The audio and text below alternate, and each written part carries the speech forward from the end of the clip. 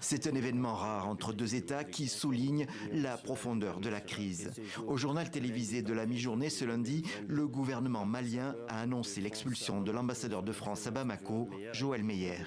Il lui a été notifié la décision du gouvernement qui l'invite à quitter le territoire national dans un délai de 72 heures. Cette mesure fait suite aux propos hostiles et outragés du ministre français de l'Europe et des Affaires étrangères tenus récemment.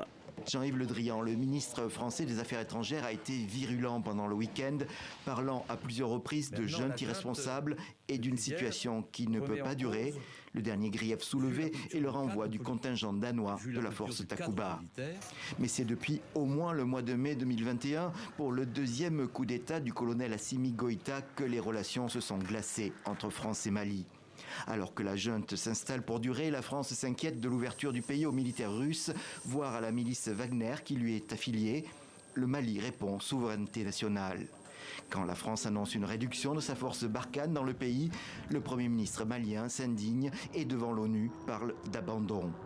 La nouvelle situation née de la fin de Barkhane, plaçant le Mali devant le fait accompli et l'exposant à une espèce d'abandon en plein vol, nous conduit à explorer les voies et moyens pour mieux assurer la sécurité de manière autonome avec d'autres partenaires.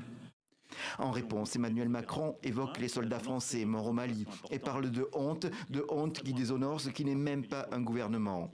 Depuis cet échange virulent, aucun rapprochement n'a été possible et la tension est montée d'un cran après les sanctions diplomatiques et économiques infligées par les pays voisins de la CEDEAO début janvier. Le gouvernement malien avait prévenu que son pays n'excluait rien dans ses relations avec la France.